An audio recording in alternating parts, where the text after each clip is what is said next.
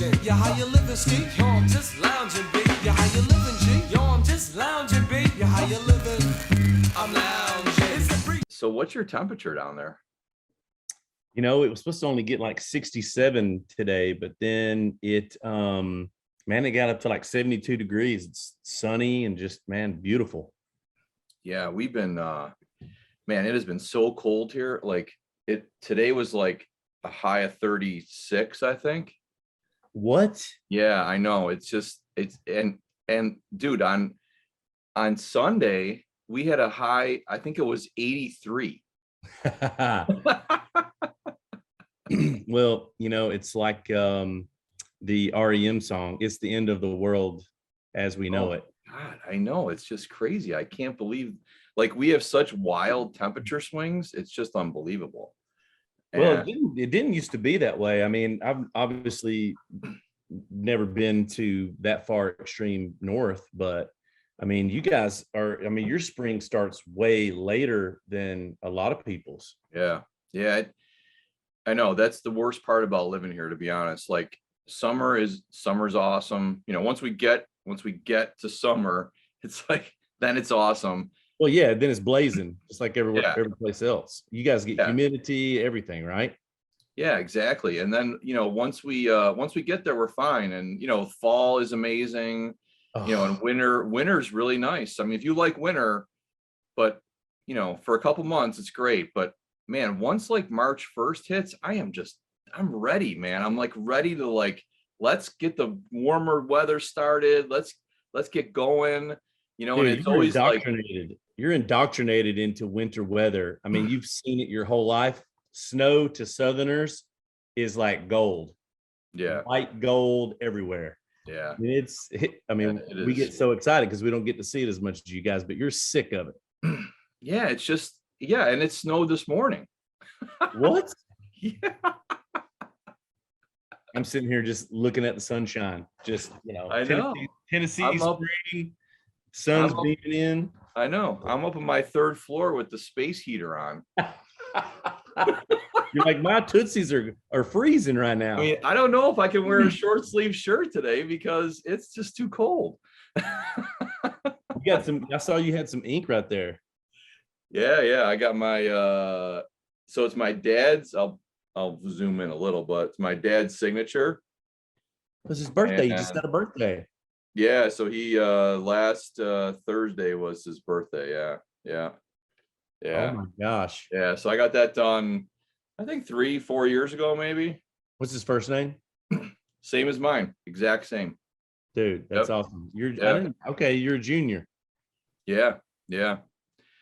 So it's so yeah, that's the only tattoo I have, and I don't know. I just got got a little inspired one day, and I was like asking my mom if she had you got anything with Dad's signature on it, because I thought maybe I'll. And then of course I didn't tell her why, right?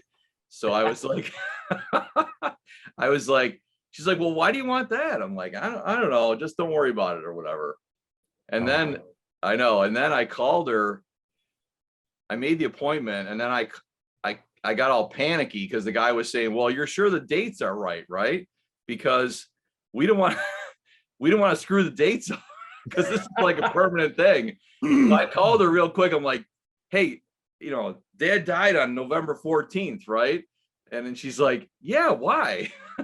Like, I'm going to get tell it you later. permanently marked on my body. What if you had like a big mark through and a tattoo? No, we got to mark that number out.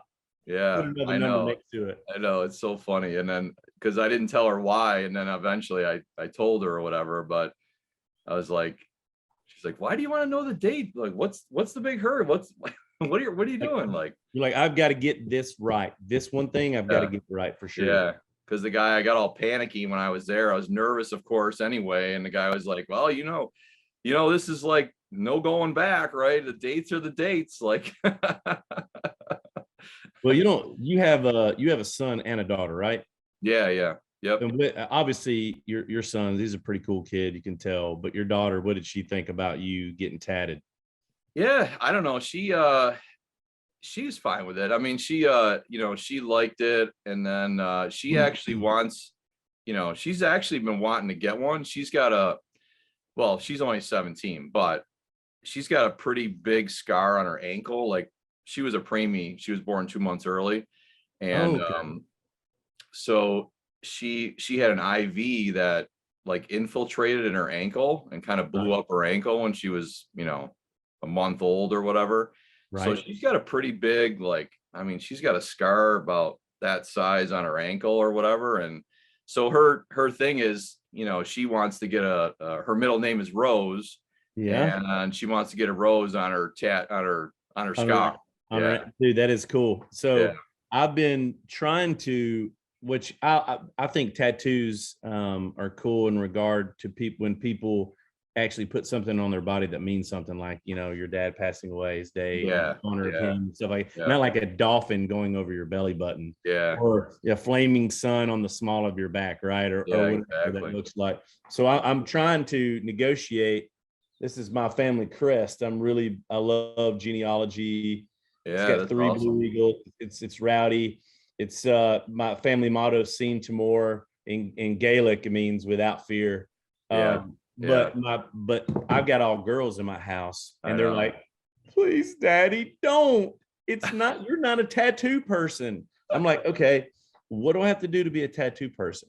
Tell me Yeah, what is that? Do I have to like ride a Harley? I know.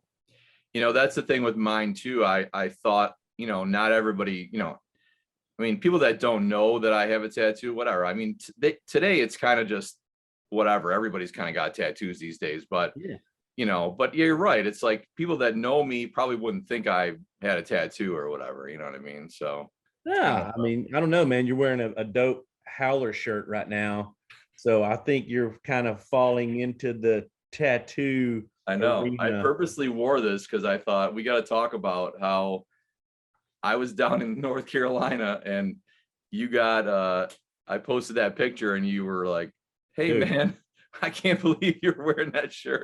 I know. What are the seriously? What are the chances? And again, I was telling you, kind of off video or whatever. We were on a call. I was like, man, I got like the smallest. I Yeah. probably wear like a 7 and an 8 or something. Okay. Yeah. And so flat bills, I don't know, for some reason they're either too tall here in the front, Yep. and then they just look just cartoonish almost. Yeah. Now Yeah. from the profile, I mean, I'm checking all angles, man. It's all about the Yeah. angle. No, it looks great. I Oh love yeah, that stuff. Yeah. yeah. So we were down. It's a funny story, actually. We were down in Outer Banks, North Carolina. We stayed in a town called Duck, and they have a lot of nice, like, little shopping areas and boardwalk with all kinds of like little shops and stuff. And yeah, we were in this store. Well, it's actually a funny story about the name of the store too. The name of the store is called Untucked. Okay. And so there's a brand called Untucked also, Right.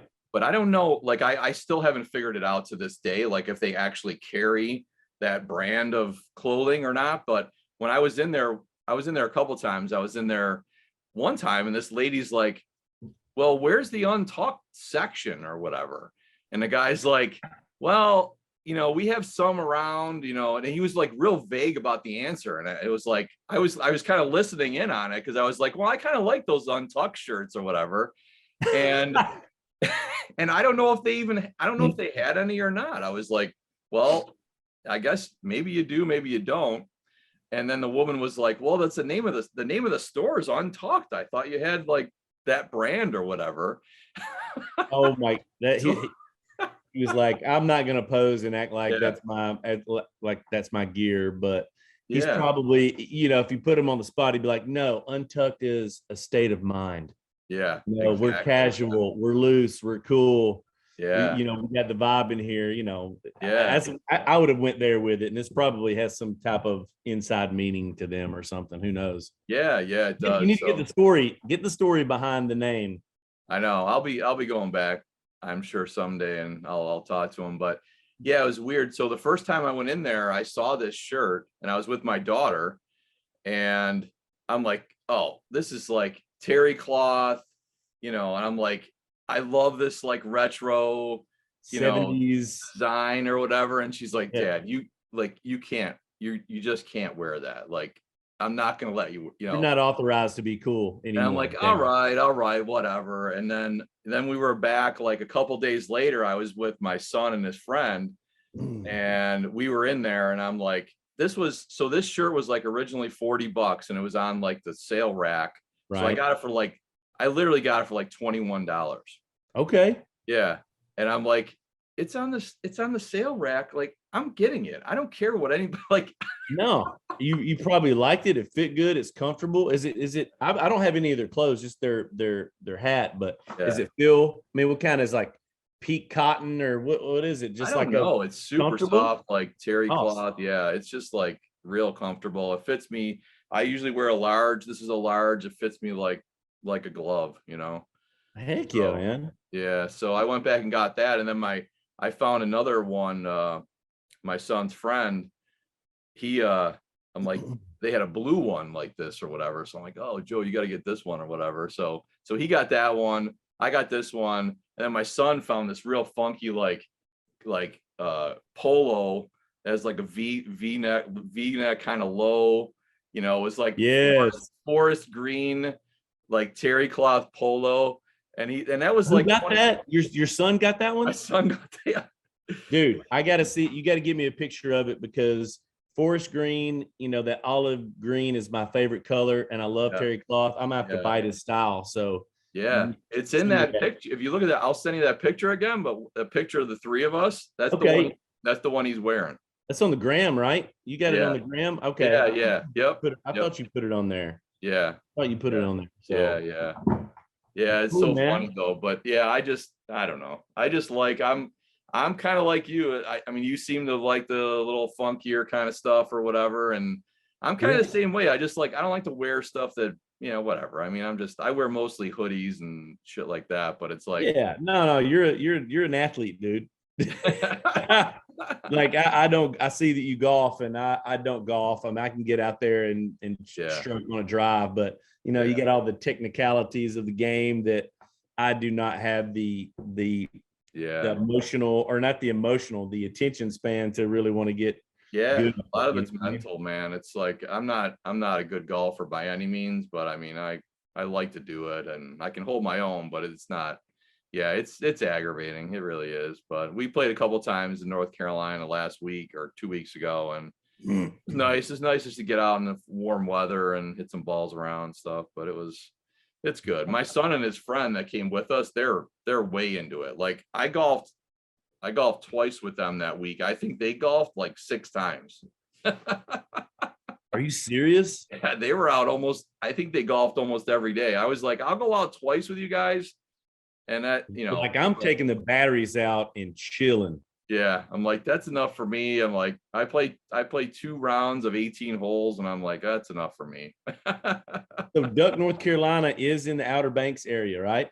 Yeah. It's super nice. nice. Time from you there? 8 hours, 9 hours? No, it took us, well, it's, so when you map it out, it turns out to be 11 hours, but it actually took us probably 12 and a half with stops and traffic and stuff like that. So I mean, it's a ride, but it's not too bad, Yeah, so it was you, your wife, your daughters, sons, and friends, just like everybody just got in and just.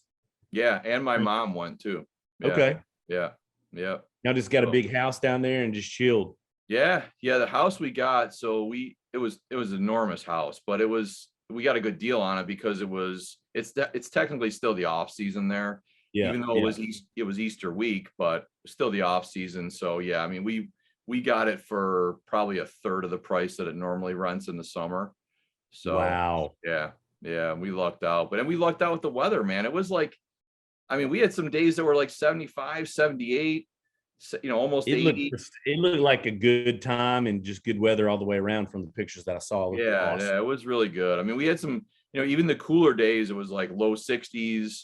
But the sun was out, you go outside and you're sitting in the sun, whatever. And it's awesome. It was awesome. It's just, we love that area. It's just a really nice. I'm glad. I've been going there for a long time, or what? Yeah, we've been there. Well, this is probably our 5th time maybe going there. So, we've been there pretty often. We've stayed in Duck, I think 3 out of the 5 times. So, that's cool. We like it. It's more of like, it's less commercialized. It's more of like a little village. little shopping, sleepy coffee shop. town, sleepy. Yeah. Yeah. It's a Yeah. I little mean, sleepy intercoastal. during the summer, it's pretty crowded, but if you go like south of Duck, that's where it gets real commercialized. It's like, t-shirt shops and all kinds of stuff like that. It's just everything like that. So Yeah, it kind of reminds me of some other little, beach towns we went to and St. Petersburg, that whole Tampa Bay area. yep. There's Yeah. an Irish village there called Dunedin. And actually saying it's really growing, but I love those little beach towns. Tarpon Springs, a Greek village down there. Yeah. Like the Yeah. sponge capital of the world. It's Yeah. really I've been cool. to Dunedin is right near Clearwater, right? Exactly. Yeah. Yeah. Okay. Yeah. I've been They there. say it's like really boosting right now. Like Yeah. we Yeah. went to a St. Patty's festival probably about 7 years ago there in their Okay. downtown area, Dunedin. Yeah. It was legit awesome. Oh, that's awesome. There was Yeah, so many. that's really I mean, cool. it was such a great little like party that kind of in their downtown historic district. So it was pretty Yeah. cool. That's awesome. That's really cool. Yeah. So like I said, it's been rough going here as far as the weather, and that's yeah, it's just like this springtime is so stupid. It's just like one day's 80, next day's 30, and you're like, come on, man. Like, can we get a couple? Like, can we just get this rolling? Like, just consistency. I'd say, what do you think? Like June, it starts getting accelerated up there and gets really hot. Yeah, I mean, well, yeah, by June it's definitely consistently warmer, but I mean even May, like I remember when I was younger, my family had a wedding like first week of May or second week of May. It was like a foot of snow. Like a foot of friggin' snow in May. And I was like, this is the stupidest thing I've ever seen, Yeah, dude, you're like right across. I mean, the Canadian border is like right there. No wonder. Yeah. So the winter grip does not let loose of the Buffalo area. Yeah, you just never know like what's going to happen weather-wise. I mean, we're just like, you just take it every day as it comes. I mean, I think this weekend's going to be like 65 and sunny or something. I don't know. Like, I don't know. I don't believe it until I see it. You know what I mean? You're like, please let this happen. Like, I'm trying to get my, like, we built a garage a couple of years ago, and like, I turned it into like a total like lounge area, big screen TV. I saw some snapshots, man. It's looking pretty chill. Yeah. So I'm itching like to get that thing going and get it ready, get the lawn furniture out, and it's like, yes. I'm like, come on. Like I started like, I think it was Monday. It was Monday after work. I started, I'm like, okay, I'm gonna quit work at like 4:30. I'm gonna tackle this, I got all the Christmas stuff in there. I'm gonna put it in the loft, like, and I got a couple things done, and like big thunderstorm came by. What? And I'm like, I'm done. That's it. Like, I mean, it was like a monsoon came by, you know what I mean? And then I was like, forget it. I can't do anything. Well, I'm telling you, you know how the older we get, the quicker time passes, and you'll be in the heat of battle. And you'll be like, dude, I'm sick of this. It's like humans, right? Yeah. We're like, we get all this hot weather in the summer. Like, all right, I'm ready for some cool weather. Yeah. And we get cool weather. Now we're ready for hot weather again. Yeah. So, yeah. No, that's how it is. That's how it is here. It's it's weird. A lot of people up here don't have air conditioning, and I didn't have it for a long. Well, when I bought my house, I've been in my house 22 years now, but when I bought my house, it had central air, and then we put a patio in and we took the unit out, and then I never had it put back in because I was like, well, it's like, what is it, hot for like 2.5 months? So I can deal with it or whatever. But I'll tell you, the last couple of years, it's been like September's been hot. It's like lingering on. It is. Summers have been hotter and hotter. So yeah, last year? I think it was last year I had it put back in. I had the central air put back in. Yeah. Yeah. I'm telling you, all the weather patterns are changing. Everything that's traditionally like it's supposed to be in the Northeast and just anywhere. I mean, all the weather patterns are changing right now, big time. Yeah. Yeah. Like San Diego, the environmental company that I work for, San Diegans don't have air conditioning either because that's really arid. There's no humidity, and it's like Right. sunny and 75 every day almost Yeah. in San Diego. Yeah. Yeah. We've been there. San Diego's amazing. Yeah. It's awesome. It's like you stepped into heaven. It Yeah. really is. Yeah. It's No, it's incredible. it's awesome. It's awesome. Yeah. So let's get into a little bit about what your company does and all that. You know, we can like I know we have some connection Yes. on the like I do all plastic, you know, it's 100% plastic. I don't do anything else, but you know, it's like I think we have like I don't know, ever since I met you, I thought we had this little connection, whatever. And it's like we're pretty similar people but I'm super curious about like what else you guys recycle. I know you talk about food recycling, things like that, and like you know how do you how do you recycle mayonnaise, you know what I mean?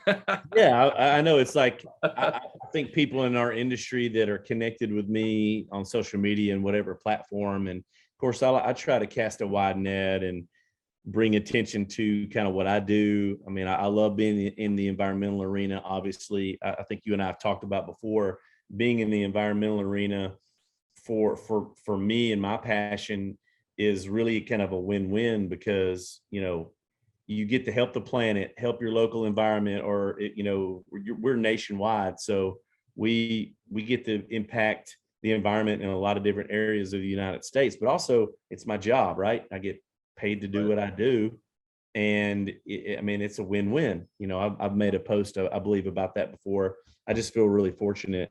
It's a good time in history to be in doing what you and I do Right. because there's so much optics on corporate responsibility and people doing the right thing. And, you know, at the end of the day, too, I mean, actually tangibly impacting the environment. You know, people want to do business with companies that are environmentally conscious. There's pageantry in that.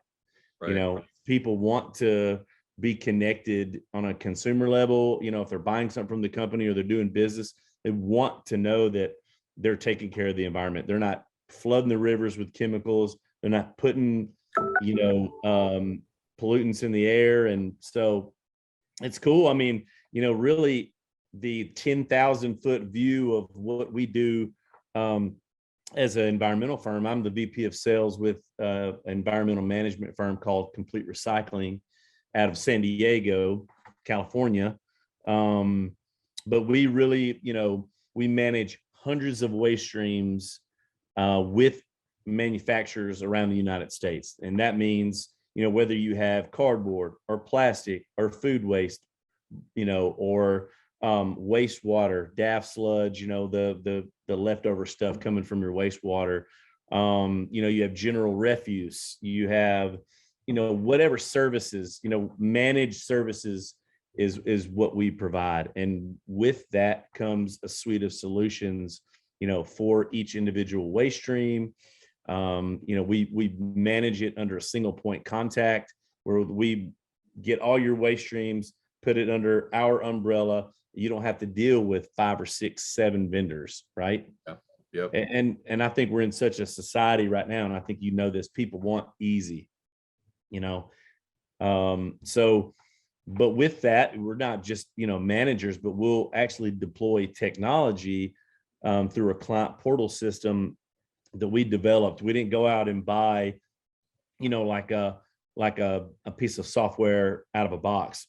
We had it custom, you know, built to our needs, our clients' needs. And so with that, they can access like a client portal to give them 24/7 visibility of all their landfill diversion metrics, their environmental goals, or their profit centers or their cost centers. And they can even use it as a dispatch mechanism.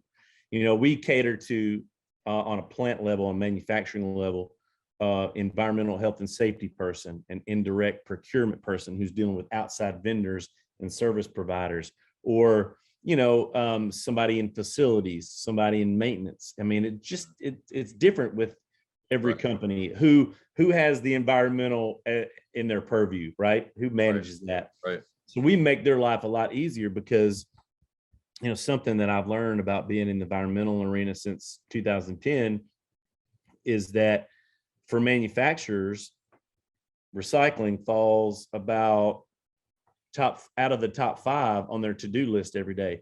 They're worrying about workers' comp. They're worrying about safety. There's so many pressing issues for people that actually have environmental management. Not that it's any less important. It's just that, they don't want people dying, right? People that are hurt, they want to make sure they're taken care of. So we can come in and say, hey, this is important to you. You don't have time to do it. So let us manage all this for you, streamline your process, and you get to look like a champ to your upper management or ownership, right? Because you're checking off that sustainability box, right? Yep, exactly. So, and with that, and what I love about what we do in the environmental arena is that we just are in so many different waste streams. We resolve so many of those for people. And like you said, the food waste, the beverage waste, mayonnaise, like you're saying, we recycle a lot of mayonnaise. We recycle hard to recycle waste streams. And, somebody that's making mayonnaise or somebody that's making a particular product, they're going to run into the packaging is hard because, right. The mayonnaise jars are made of what? PET, right? And then the lids are made of polypropylene. Yeah, polypropylene. And look, if it comes off the manufacturing line and it's half full, quarter full, or if it's full and, something just doesn't look right to represent their brand on a shelf, it's going right into waste. Yeah. And we can say, hey, that's got value. I mean, for us and for the clients, got value. When we say, look, don't pay landfill costs per ton. Don't pay transportation costs to haul it there. We can actually flip that around, turn it into a profit center instead of cost center. They recoup their quality losses because everybody is in business to create revenue, right? They want to impact the bottom line. They want to do what they're there to do, whether it's make vacuums, whether it's making mayonnaise, whether they're making bread, whether they're making widgets. They're looking at their bottom line, and waste is a red-headed stepchild. And, they don't want to have that loss center. So if you can impact the bottom line there and recoup some of the losses, and you get to impact your environmental goals, again, that's a win-win for them as well. So that's really like a high level explanation as to what we do. Yeah. I mean, we've ran up against, we work with a company that has like this, it's called Punch. And it's like the leftover stuff in a cow's stomach, but it's nutrient rich. Okay. So it's got a back end, but it's disgusting, right? It's like who recycles stuff that came out of cow stomachs? Yeah, right. Yeah, it's gross, but you've got certain outlets that can use the nutritional value to feed an animal or composting or whatever. Right. So that's really a high level view about what we do, and it's really fun, having fun every day doing it. Yeah, I think it's super cool how like you were saying, how you can come in and say, we can handle all of your recycling. Yeah. What I mean? And that's something that I don't do in our company. I've been doing plastic for years, but it's something that we just don't do. We just deal with plastic and that's it, Yeah, we want your plastics. And look, and I respect that because it's like, you're self-aware enough. That's your strength. That. Yeah. You're the master at that area. And that's why, really from us, if we're managed services, we're working with guys like you. We're working with a cardboard guy. We're working with a food waste outlet. And relationships with companies like Nickel City Polymers for us is as valuable as working with a customer, because we can't be effective if we don't have you, right? Right. Exactly. So and I know we've bought some things from you guys, and we've found homes for those because that's kind of what we, it's like our niche or whatever. But and we don't like, I don't go into a company and say, hey, we can do cardboard, or we can do metal, or we can do, it's like, I don't I might give you a couple names or whatever, but Right. I'm not going to say that I can do things that I can't do. You know what I mean? So, Yeah, I mean, look, yeah. again, I think that's there's it all kind of works as a collective, right? We're all in it together, and that's kind of my viewpoint on it. And I'm just glad we're breaking the ice, man. We're getting this thing going right now. So Yeah, yeah, absolutely. And that's the whole reason I wanted to start this, little podcast thing. I know we do, like my son's got his podcast he does with his buddy, and they talk about like right, MMA and F1 racing. And it's like this whole 5 city offshoot thing that we're doing is more of like, let's just talk about shit that we're interested in, kind of thing. Like me and him sit in the office all day long, and we're just talking, we're just talking about other things. We're like, we talk about a lot of things that people don't know about. Like, not many people watch Formula One racing, or, MMA is kind of a niche sport or whatever. But, it's like, I'd like to talk about these things and get them out there. And then my part of it was kind of this idea was, hey, I know a lot of interesting people, I want to get them on and talk about them. And it's like, it's more for me too. It's more about, like, it's a little bit selfish for me because I just want to learn more about everything else too. It's like, there's so many things out there, so many I call that is a true word, factoids. I love factoids. I love talking about, honestly, I love talking about weird stuff. And I think you and I both are Joe Rogan fans, and yeah, he's for kind sure. of set the bar on diversity and topics. Right. He's talking about aliens, he's talking about Right. Bigfoot, Right. he's talking about sustainable growing and where farming is looking like in the future, or Yeah. we're going to populate Mars or not. And Yeah. I think that is intriguing for anybody, right? Yeah, So for I sure. think and look, I love having, I almost look at us like this is your thing. Your podcast is like microbrewery, man. Yeah. You're brewing your own beer right now. Yeah. You're stirring up your own topics and stuff. I love that. I Yeah. love And it. I kind of I'm a huge Joe Rogan fan, and it's kind of like, I'm, I like the approach where, I'm going to talk about things I'm interested in, and it's like, if you're not interested, you don't have to watch it, you know what I mean? Or you don't have to, and it's like, that's okay. I might have somebody on that you're really interested in, but maybe I got Jason McCormick on who you're not interested in, but you don't have to watch. It's okay. You know? Yeah. We'll, Yeah. So we'll, it's we'll like, take we'll take what we can get, right? yeah, exactly. I mean, that's the whole part of it for me. It's like, I want to, I'm so into like learning, keep learning. I want to learn more about different things. I want to learn more about everything. You know what I mean? It's like, I'm trying to keep up with everything going on today, crypto and NFTs and like all this other stuff. And it's way beyond where I'm even at, but I'm trying to like, Yeah, grasp you're onto you're something. you're you're getting a taste test right now. You're at a buffet. You see this buffet laid out, and you want to try it all. Yeah. Yeah. I mean, Right? that's the whole thing too. It's like, I just want to have people on that I find interesting, and I know that are going to bring interesting topics, and I'm going to have, I want to learn more about, you know what I mean? Yeah. That's the whole thing. So And it's like, it's your platform that we're on this podcast right now, because I know we're just going to get a lot of views and a lot of people interested in doing what we're doing in the environmental arena, and just yeah, honestly, we're BSing. We're going to drill down on some stuff, but um, I just, again, I love what you're doing, and I hope, I don't know where can we hear this? Where can people hear your podcast? yeah. So, we started I think it was 4 months ago, we started 5 City. So Five Love City it. is like our media. It's like a media production Yeah. thing. So we're on Facebook, we're on Instagram, we're on YouTube, we're on LinkedIn.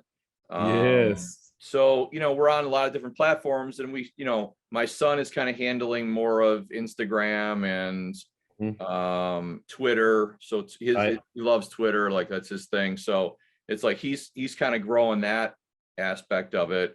And I'm kind of handling more like the LinkedIn part of it and the Facebook part of it, because I kind of feel like that's a little bit older demographic, generation. right? Yeah. Hey, there's like, where the old business guys hang out. I know. LinkedIn, they're I'm like, network.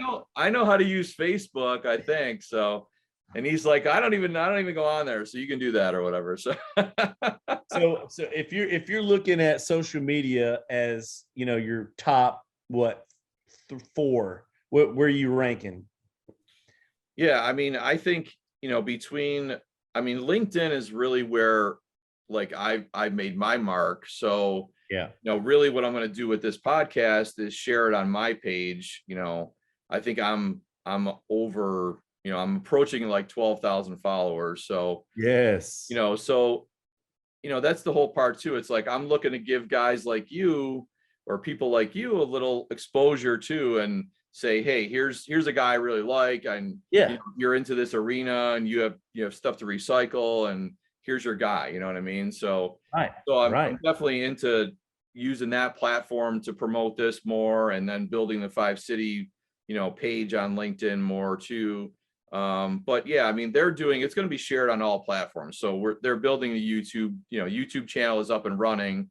And so it'll be shared on YouTube. It'll be shared on all our platforms. You know what I mean? So it's Let's going go.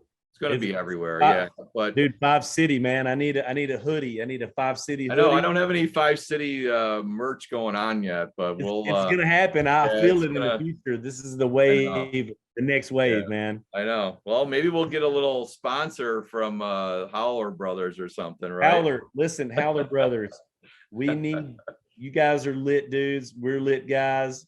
We're gonna make a splash. We're gonna put you on blast. Howler Brothers, Larry and I, we're repping hard right now. Yeah. Hat.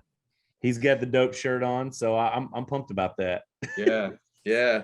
So, it's just a thing. Like I've had this idea for a couple of years now that I really wanted to do a podcast, but I never really, whatever. I'm so busy, doing other things and whatever. And I never made it a priority, but I told myself, like, now that we started this 5 City thing, I really want to have like my section of, people that I want to talk to, people I want to learn more about, people that I want to get on, and just have that section, because I think it's going to bring value to people. You know what I mean? I agree. And that's what I want to do. I don't want to, I want to keep bringing value to people. You know what I mean? That's like really you said, you want to propagate, knowledge, man. You want to spread it. Again, you want to get people on that are interesting. I'm honored that you think I'm interesting. My daughters would probably say otherwise, right? Yeah. No, my daughter thinks I'm an idiot. Yeah. I mean, I guess they all think that we don't know what we're talking about, but right. Exactly. You give them another decade and they're like, okay, all right. Yeah. Dad's not a schlub now. Yeah. I keep telling her, I'm wearing, wherever we go, I'm wearing this shirt, just so you know. Putting this on. Hey, look, your part-time job is embarrassing your kids. I know that. I put it on my resume. Yeah, exactly. You have they have friends over, and I'm trying to be relevant, dancing around, and they're just you got your phone, you got your TikTok going on. I've got to really, really drill down on TikTok. I have a alter ego called Uncle Jay, and I've got look that up on your TikTok. Uncle Jay, UNKLEJAI. It's like a Californian, Saturday Night Live, they have that skit called Californians. Yeah. Yep. Yeah. So it's kind of like, you have the California accent. I got, whatever. It's funny. But I need to devote more time, because I'm just an absolute goofball, dyed in the wool right now. Yeah. No, that's good. Yeah, that's good. So, I mean, I met you on LinkedIn, and we kind of connected on there, but it's like, I know I know what my strategy is on LinkedIn, and I know that a lot of people have their own strategy, but I mean, I think we're pretty similar about, my strategy is what I've learned from listening to people that, like, Gary V really made a big impact on me. And, me too. There's a lot of different, but not only him, it's just a lot of different people that I've been watching. And, this was probably 4 or 5 years ago that really kind of made a change in my perspective on what I'm doing. And, it's like, I was never like this person to be outgoing and like extrovert. yeah, get in, do a podcast or do LinkedIn videos or do anything like that. But, and it was all really what hit home with me was, you got to just stop caring about what people think. And it's like,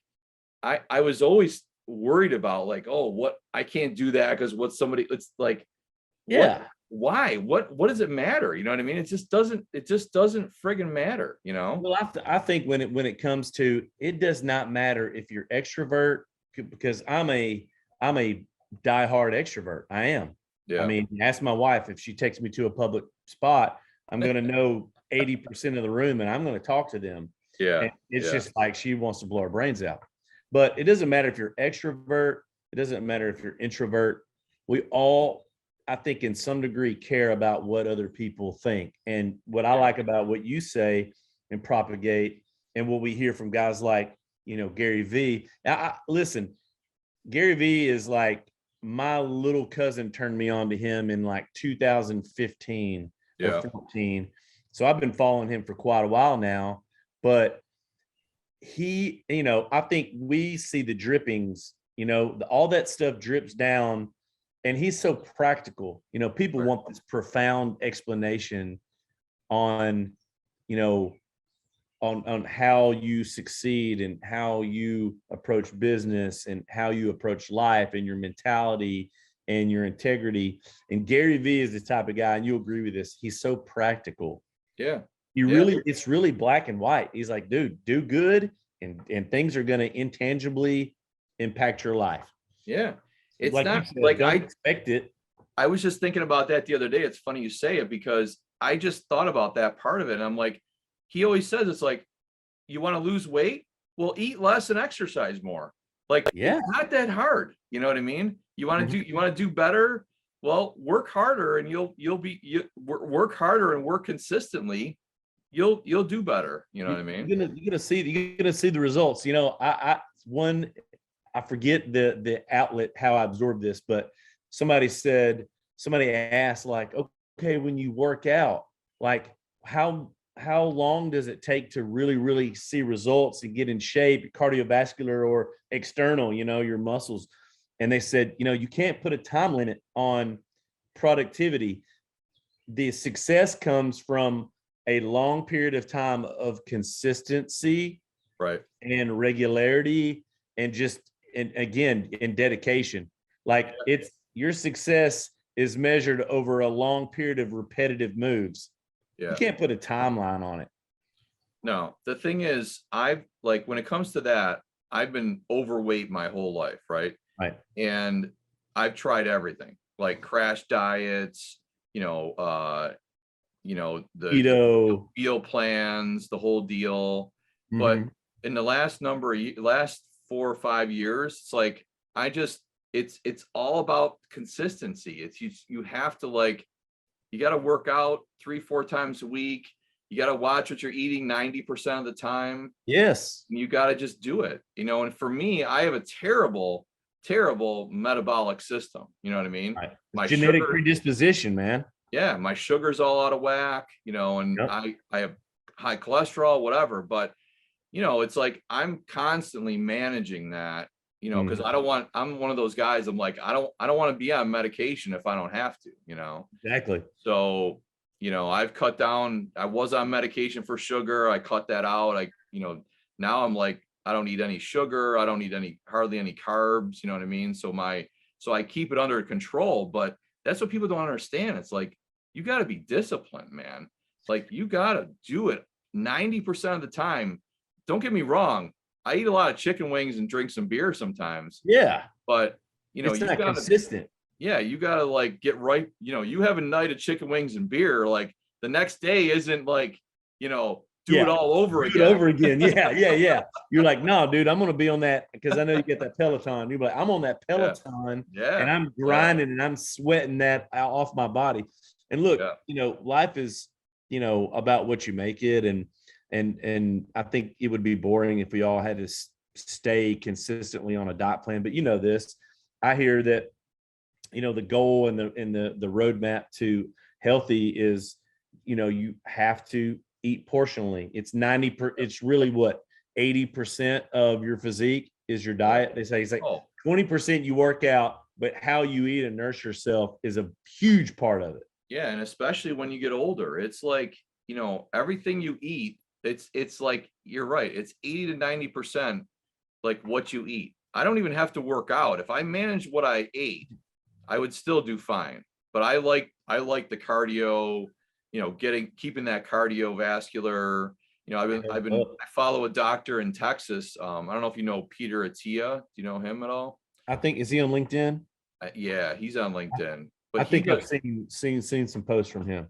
Yeah, he's a longevity doctor. So he's concentrated on, helping people live longer, basically. Right. Or whatever. Yep. But he really stresses that, like, your cardiovascular level, your VO2 max level, if you're consistently building that, there's no drug in the world that can make you live longer than that. You know what I mean? True. There's, if you go from like totally like his thing was, if you go from totally unfit to semi-fit, it's like you're increasing your longevity by 3 times, Yeah. I mean, you cut years. I mean, you add years. Add you don't years, cut yeah. years, but you Yeah. add years Yeah. when you pay attention to that. Your heart is obviously the strongest and most important muscle in your body. Yeah. I got in, I'll be 43 this May, but when I was 30, I was running 5 days a week, 3s and 5s. And I got too gaunt. I was running too much tissue, burning too much calories, because when you really pour yourself into the cardiovascular side, it curbs your appetite. Yeah. Because it does not take much for your body to run and operate. So you're like efficient, right? You can just eat really meagerly, but I ran too much tissue off. But my old vice president, because originally my professional background was transportation and freight management, but I had an old vice president at the transportation company that I worked for. He was actually like a second dad to me. He's known me since I was 11 years old, or whatever. But this guy, he looks like Gandalf the Grey. I mean, he's like 6'3", got that hair, and of course he's got corporate. You can't have a beard, but he just got the long, nose, and I'm thinking that's Ian McKellen right there, whatever. But he trained me and got me, dude. I'm talking about a machine. I mean, burning up the blacktop. And he said, your heart is he said, I have high blood pressure, congestive heart failure in my family.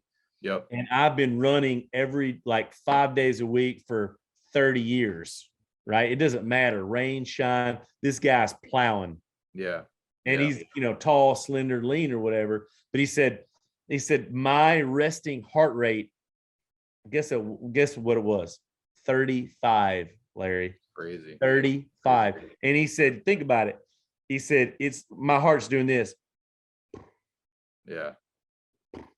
He said, it does not take my body, or take my heart rather, that much exertion to pump blood through my veins, through my vascular system. I was like, he said, yeah. He said, my doctor was like, I mean, it's just, it's so efficient.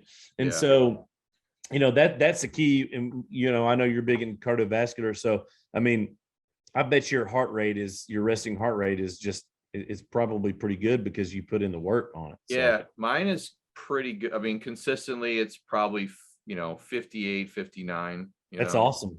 Yeah. For a guy, that's legit. See, I have congestive heart failure, high blood pressure in my family. Yep. And that's a genetic predisposition. Matter of fact, the old, my old vice president I was talking to you about, who I'm so close with, he's got, congestive heart failure in his family, but he had a heart attack probably in 2000, and it was probably 8, or 9. He was back. He was so physically fit. They said, you have been running for 30 years to survive this heart attack. Yeah. Think about that. Yeah. He's been running that whole time to survive it. Guess how long it took him to get back to work after he had the heart attack? Yeah, I can imagine. 2 weeks. 2 weeks. Yeah. He was back at work in 2 weeks. That's how physically fit from open heart surgery. It's crazy. Isn't that nuts? That's crazy. Yeah. It is. And that's the whole thing. It's like you know, we can go on and on about guys that I'm, you know, or people that influenced me, but another person is Jesse Itzler. I don't know if you follow him at all, but Yes. he's just like, that's another guy that like really struck home with me as far as, you know, it's like, where are you going with your life? Like, you know, you only have so much time left. And, you know, he breaks it down into like, you know, you only got like 20 more summers left. You know what I mean? It's like, what are you doing with those summers? Yeah. So it's like, it really struck home with me that I was like, you know, I really got to like focus on, you know, what I got left and what am I doing? And, you know, it's like, I need to do fun stuff. You know, you got to plan fun things. You got to, you know, you can't kill yourself working or whatever, but it's, Yeah. you know, you got to, yeah. I mean, time is, I mean, we're on a finite, you know, system, and then that's time. You know, I had a best friend pass away 2 weeks ago. And, you know, that's what I said at his memorial. Time is currency. yeah. Time Yeah. is currency. It is currency, and we spend, you know, we spend it on people that we think it's worth spending on. We spend it on things that we think it's worth spending on, and we have that choice. Right. And then, you know, we have to be okay. You don't want to look back and say, well, I shouldn't have spent my time with James. You know, he never poured into me. He never reciprocated a good friendship, or he never lifted me up. I lifted him up, and you don't want to regret that. So you have to be at peace about what you spend your time on too, after that's said and done. So, you know, time's currency, man. What are you spending your time on? Right. Yeah. Who are you surrounding yourself with? Who are you doing? Like, what are you doing? You know, Yeah. that's the Well, you and I think we're pretty we're in this real where we want to deploy positivity. And it's like, I want to spend my time lifting people up, Larry. Yeah. I want to spend my time saying, Larry, go get it. Go to the top of the mountain in plastics. You know, I want you to win. I want your family to win. I want your son to win, your whole sales team to win. And that's what you got to do, man. Yeah. From a positivity. And that's what I really discovered. Like after I post a lot on LinkedIn. So, yeah, you know, but after doing it so long and after really, you know, reflecting on what I'm doing, it's like, you know, I'm really just, you know, part of it is just posting to remind myself, you know what I mean? Like to remind myself, like what's important, you know, what I'm working on, what I'm, you know, it's like motivating myself too. It's not just, you know, and in hopes I'm motivating other people too, but it's twofold. It's twofold. It's just, it's sharing my, you know, I've been in the business for 25 years. So I'm sharing my experiences in the business, hoping to like, you know, that younger generation. And it's been great. It's been amazing, to be honest. So like so many people have reached out to me and messaged me and said, look, I watch your videos every day. I'm like on my lunch hour, I watch your video and, you know, it'll inspire me or whatever, which is like, it's amazing. I never thought like that kind of stuff was going to happen, but dude, I'm so proud of you for that. Yeah. So it was like really cool to get that kind of feedback, because that's what I'm really looking for. It's like, I really want to help people, but in the same context, I'm really reminding myself like what I'm really working on inside, you know what I mean? Yeah. No. I mean, everything you can say in parentheses on your positivity post, and I do the same thing. This is for you, but this is for me. Yeah. This is for me too. This is not, you know, you a lot of people post about imposter syndrome and, you know, like, oh man, I painted this great picture on LinkedIn and I feel like an imposter. Well, no, I mean, I think we have a duty to give both sides, the good and the bad, right? That's true and honest journalism that I wish we had today, right? The good and the bad, not just whatever that's sensational. But I think we have a duty to be transparent on the good things and bad things, because we're all human. We all put our pants on the same way. We all go through struggles. Like I don't deal with anxiety, but do I go through tribulations? Of course I do. Do I get down? Of course I do. Am I worried about a person that I think that may not be, you know, digging me? Of course I do. We all deal with that. But the only way to bust that mindset is to be transparent, address it, and talk about how we can get over it, right? Yeah. How we can Yeah. get through it. That's what I like about your content, man. You're just head first into the wind and saying, look, this is how it is. I want to lift you up. I want to bring you up. I want to give you some perspective, because we all just need that perspective every day. Yeah. And I'm, and frankly, I'm, it's like the whole thing is you got to be you too. And I'm pretty blunt sometimes, but that's me. That's just how I am. Like, I'm going to tell it like it is. You know what I mean? If I got a problem, then I got a problem, It's right. It's right.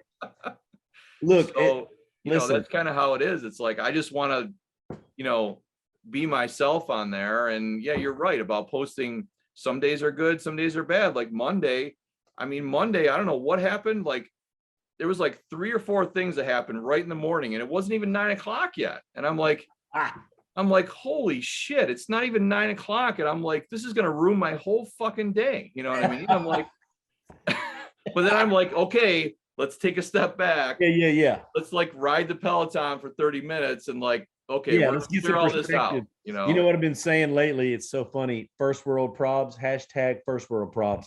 Really, if you're living in America and you think your life is crappy, sorry, you got first world problems. Yeah, exactly. We know where our next meal's going to be.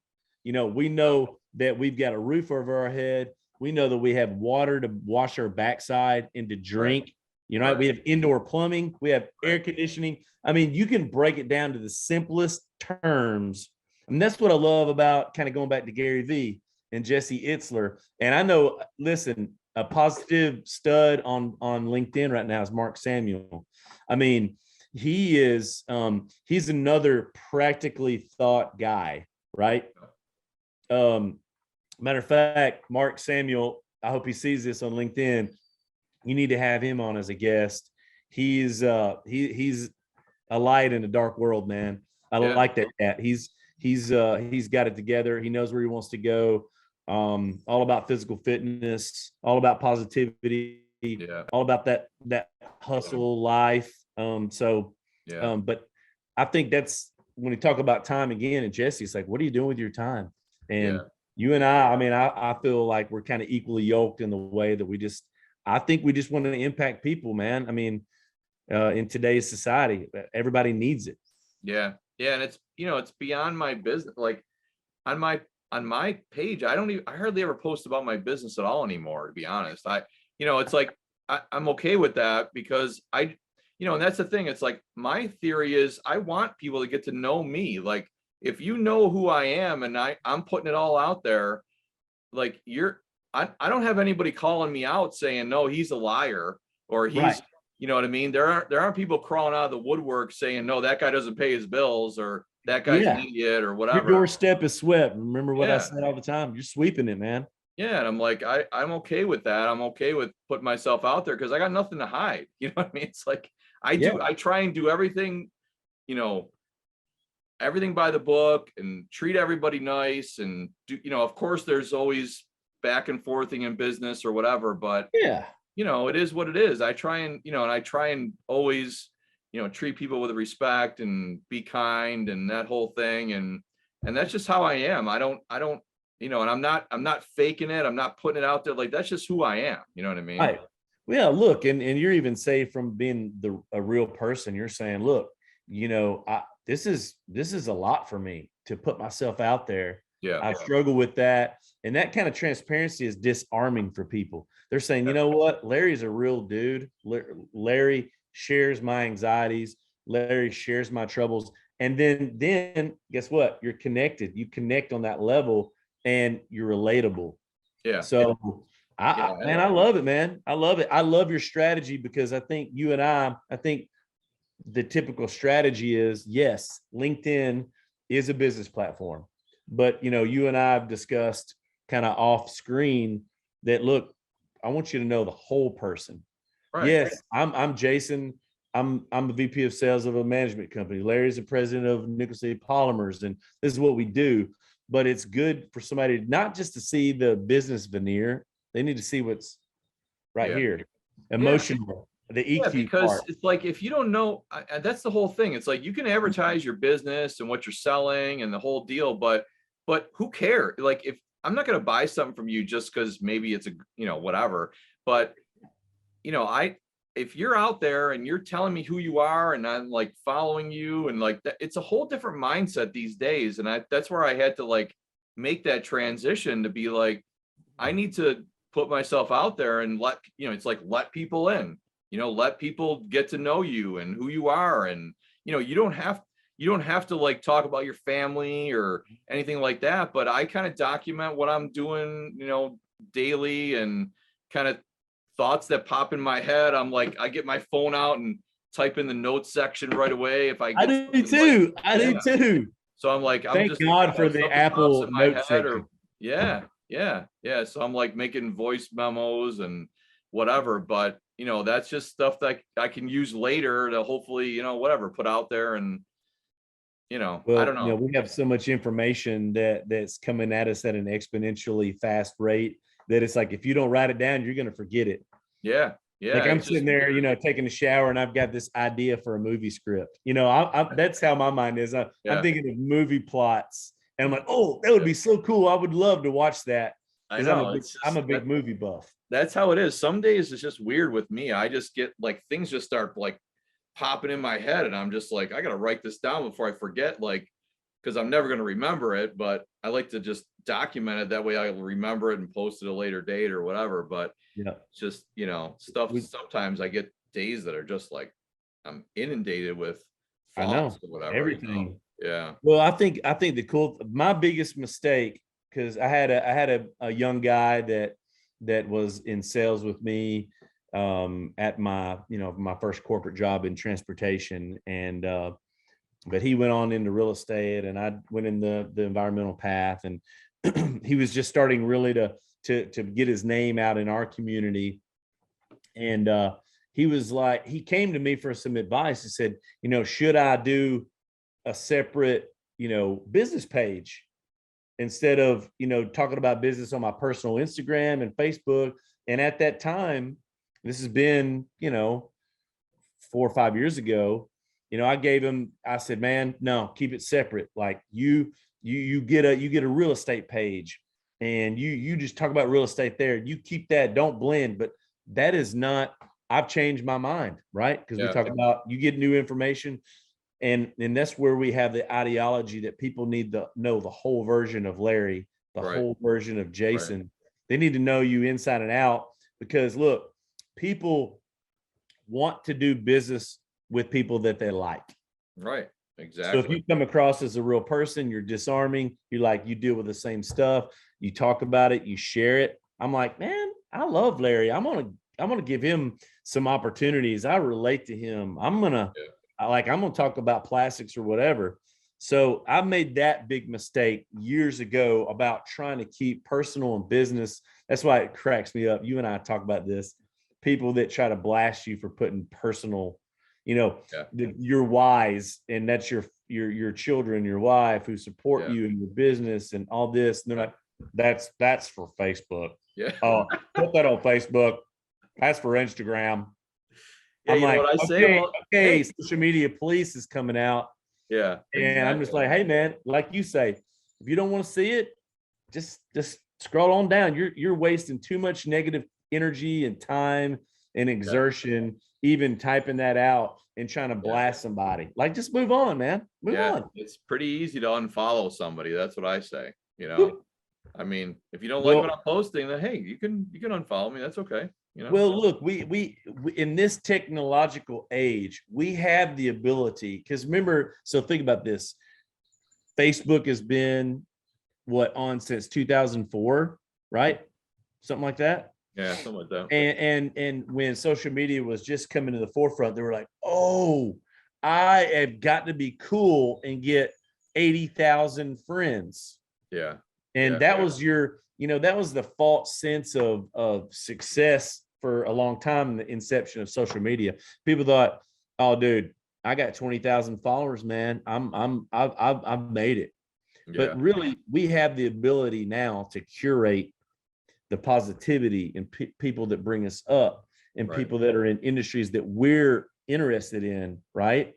Right. Right. for enrichment. You know, we can enrich them, they enrich us and stuff. We have that ability.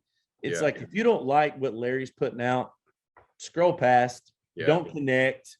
He won't Yeah. even pop up on your feed. You have the ability to curate your bubble, I guess. Right. Some people want to cast a wide net. Some people don't. I'm kind of, again, I'm balanced, especially in LinkedIn, because I do a lot of networking on LinkedIn, do a lot of business on LinkedIn. It is a professional site. That's what I love. Yep. But am I going to follow a guy that, you know, that's, I don't know, that, you know, breeds camels in Saudi Arabia? I'm not, Yeah. I mean, I'm not saying that's not cool. I'm Yeah. not saying that what you do is not legit, but Right. it's just not, I'm not, I don't have that interest. So we all have that choice, I guess, is what I'm saying. Yeah. You Yeah. It's know, a whole choice. And you, like you said, you tailor your news feed to what you want it to be. And they that's ask more you. like, for me, it's more, you know, like, I don't use Facebook all that much, but I don't either. I, you know, that's the whole problem with Facebook, is like, it's such a, like, a lot of it is such a waste of time. I'm just It like, is. man, I don't know how people have the energy to post about like these weird things and political, like I'm arguing about you know, what I, you know, Biden and Trump and like the whole, like, dude, I'm so not into that. I'm just like, that is a complete waste of time. And I'm No, just like, I unfollow anybody on my feed that is like arguing about politics. So I'm like, I can't spend any kind of energy on that. You well, know? think about this in your tangible life, not even your social media presence. How many people do you really get to hang out with and develop strong, entrenched relationships? And we have, I mean, we're guilty of it too. We have, you know, so many people on our Facebook, and it's like, I don't see them. It's not Right. that I don't value them. It's not Right. that I don't think they're important. It's not Right. that I think that what they're saying is not important to them, but it's like, again, you know, now it's going to take the effort to defriend people that you don't talk to. But Yeah. that's going back to my original point. It's like, why do we let these people in our visible social media life that we don't really have a relationship with? Because Facebook and the word friends or followers, you know, those are the people that we allow in to see what we're doing on a daily basis. And why do we care? Why? Yeah. There's no impact. There's no impact for them. There's Right. no impact for you. And Right. I just think about that all the time. It's like, why did you accept John Henry that you met, you know, for 2 seconds, Yeah. that you exchange names with? And, you know, I don't know. It's just crazy to think about. Yeah, and that's the whole thing too. It's like, when I first got on Facebook, it was like, oh, everybody I went to high school with, right? It was like high school reinvented. I'm like, oh shit, I haven't seen these people in like 20 years. I Like, don't it's know, cool. like, all right, I guess, you know, and Like I a didn't brand know new car. I know what I was doing, but I'm like, okay, I guess we'll be friends again. Yeah, exactly. But again, I'm sure you've thought about some, like, why am I, you know, why do we do what we do on social Yeah. media? Connect with the Yeah. people that we connect with. But And you're right. It's like you're friends with people, like, I got people on there I haven't seen in, like, I mean, literally 35 years probably. I don't even know. I'm like, like, why? I'm like, Why I do that? And I've yeah, done it too, indiscriminately. Like, okay, yeah, okay. yeah, yeah, And you know, LinkedIn. Listen, I know that I'm not ghosting anybody, but I've got, I don't know, 30 people that are wanting to connect, and and as personable as I am, it's like, no, there is no, and I guess maybe I should back up and say, if you want to if your whole goal to be on LinkedIn is to be an influencer, or do you want to impact, if your platform is positivity, then I think you want to maybe open the floodgates on and impact as many people as you can.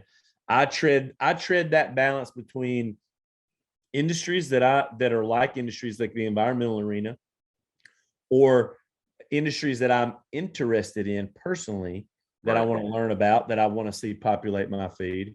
right. But I mean, if you're breeding camels in Saudi Arabia, that's cool. Or, you know, Yeah, it's whatever. difficult with LinkedIn too, and I find the same thing. And I probably have, I don't know. I'm not kidding. I probably have a couple hundred people that, that They I want to haven't like connect. responded to yet, but I don't know. It's like, I don't, I think that I do spend some time going through, like, part of my thing is I'll spend some time and try and connect with people in my industry for sure. Yeah. But then I get a lot of people that want to connect with me too. And I don't know if, sometimes I'm like, well, but I like you, I balance that fine line too, because I am like, well, I'm trying to help people and I'm not trying to Yeah. be like Joe influencer or anything like that, but it's like, sometimes I think like, well, maybe I should connect with more people I just, think so. just to whatever, see my And content. look, the way that's the great thing about what the things that are important to us. Again, the choice is yours. However, your pathway to success is, I was looking at somebody's post the other day. They're like, I don't actually start working until 10. I'm exercising for 2 hours. I'm having a good healthy breakfast. And then I start at 10, and then from 10 to 4, like I'm killing it. I had my head down, and I'm not. I'm on the scene at 7 a.m. Yeah. Or 8, and I'm working till 5, or I'll take a hour lunch, 2 hour lunch if I want to. I've got a lot of flexibility in what I do, and it's just the pathway to success is different for everybody. It's fluid. I mean, Yeah. And it's really what works for you. There's no hard right. template that somebody stamped out and said, here, Right. you want to succeed? Here it is in a box. No, there's no box. I posted about that the other day too. I was like, all these people are like, you got to get up at 5 a.m. like 5 a.m. wake up call. I'm like, I did what? that live. It sucks. Like, I can't get up at 5 o'clock. Are you crazy? I'll be, yeah. And I'm a morning person. I'm like, 5 a.m. Dude, the sun's not up at 5 a.m., bro. Yeah. I can't do this. I know. I'm like, I did it for a long time. Like, if you want to do it and that's for you, that's great. But don't tell me I got to get up at like, I'm a loser because I'm not getting up at 5 a.m. or whatever. It's like, I can't. Yeah. And you're exactly right. I make my own schedule too. So it's like, I get up, I get up usually 6:30, get my daughter off to school and do stuff. And then I spend like an hour or hour and a half working, and I usually take a break and work out at like 8 or 8:30, Fantastic. And that's just my routine that I've gotten into. So I'll take like an hour, work out, maybe go in a hot tub for 20 minutes, take a shower, and then just, get rolling again at 9:30. You know what I mean? It's, it's just, I don't know. Just everybody's pathway to what makes their day successful is going to be different. And you just got to respect that. And because this, hustle culture, which I love hustling. I mean, when you played baseball, your coach is going to smack you on the butt and say, hey, hustle out there, hustle on those sprints, hustle when you're shagging balls or whatever that is. I love that, but everybody's hustle is different. You don't have to burn the candle at both ends. That's not what hustling's all about. No. Hustling is just really like, isn't. What is your initiative to win every day? Like, what is your motivation? Yeah. So, I mean, for me, it's like, what are you doing with the time that you're working? Are you like wasting time, on social media, whatever? But, I tend to, I have a very short attention span, so I tend to get easily distracted. Yeah. So I'm all there with, I know how it is as far as trying to concentrate and work, and I get easily distracted on things. If someone starts talking to me about something else, I'm like, oh yeah, let's talk about that or whatever. But I make my own schedule, and it's like I bust my ass for, Monday through Friday, and like I've changed my attitude also in the last couple of years, or probably in the last year, especially since I've added, now I have like 5 reps working for me, and I'm constantly fielding questions all day long. And you're a manager. You're more of a manager, really. Yeah, it's messages, it's it's like all these different texts and things all day long. And by be honest, by like Friday at 3 o'clock, I'm done. Like, I'm just like, See ya. I am checking out. Like, don't talk to me about plastic. You're like, I'm taking I am taking a sabbatical. I'm done. I'm ready. Yeah. So that's I'm walking you around there. Kind of how it is, but I'm just like, Look at man, this. I am. Look at that. Oh, look at that. That's awesome. That was my dad's. This is a 1938 gas pump that my dad had. He loved. We're from South Alabama, Selma, Alabama, and it had a spur globe on top there. Yeah. But I've decided to not take it off before I moved it, and I shattered it and about cried my eyes out. Oh my God. Yeah, oh, I know. So cool. Yeah, I love this old rusty gold. I'm kind of that. That's kind of one of my things. I love old vintage signage and just rusty stuff. So yeah, that's cool. That's awesome. But yeah, so it's just been whatever. I wanted to get you on here and my first guest, and it's like I definitely wanted to you were top of the list to get on for sure. So just definitely wanted to get you on and learn more about and shoot the shit or whatever. This is just kind of how it's going to be. I'm not going to have some kind of format or whatever. It's like just get on and talk and whatever. I'm not looking to promote anything or do anything like that, but I just want to bring out interesting people I know and try and get it out there. It's just how it is. Man, I appreciate the time for sure. I think 5 City, let's rep it. And I think the sky's the limit on what you can do kind of on this avenue. I love it, man. Yeah, it's good. And I think that's just, one more thing that we're working on, and my son's super into it, so shout out to Jared for doing all kinds of, he's doing all kinds of background stuff. And, Jared's a good kid, man. He's going to be he'll be producing this content and putting some weird, probably pictures and videos of me in the beginning, or whatever, but whatever. Can't wait to see it. So yeah, it'll be good. He's been getting really good at video editing and stuff like that. So it's just fun. That's the whole other part of it. It's like, we sell plastic for a living, but this is more like fun. Like I just have fun talking and learning about stuff and covering things that we're interested in and whatever, Everybody's going to be talking about the first episode, how I have the littlest microphone in history. I know. I'm like Jay rocked the mic on Loungin with Larry, 5 City. I think that's what it's gonna. What the name of this podcast is gonna be. Little Mike. Rock the mic. Oh, we ought to get one and just all be really annoying with little microphones, like the littlest ones possible. That is funny. But right. I think my daughter was like, I was like, hey, I'm going to get this little microphone that you have on this podcast. She was like, really? You're on a podcast? I was like, yeah. I was like, one of my guys, he's starting a podcast. We're going to get on. We're talking about stuff, but I need your littlest microphone. And so, yeah, she was like, oh, so I'm on, I said 5 City is a startup media company. And so, yeah, man, I love what you're doing. I dig it. I'm glad that you're having an avenue and getting, whether or not I'm cool or not, I'd leave the interpretation up to my children again. So, but I'm happy to be on here hanging out with you, man, just lounging. Yeah, it's good. So I think that's actually, I've been trying to think of what to name the podcast, but I think it's going to be Loungin with Larry. Yeah, man. It's lounging. It's chill. It's just talking off the cuff, coming up with something off the dome. And I love it, man. You just kind of get into all different avenues of things you want to talk about. I think it's pretty cool, man. Yeah. Well, I appreciate you coming on. I mean, we've already done an hour and 20 minutes. So an hour and 20, dude, we just scraped the surface, man. We scraped the surface. I know. We didn't cover everything we wanted to talk about. No, but I think this is pretty good, just getting to know each other even further and kind of what our ideologies are on business and kind of what I do and what you do. Man, I'm just excited for the opportunity to share that and hope you put it on loudspeaker for sure.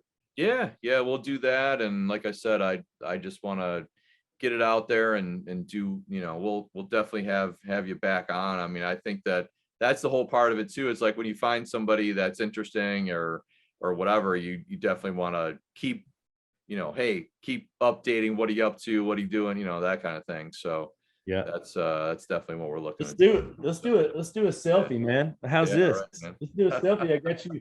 I got you on the screen. You ready for this? I'm ready.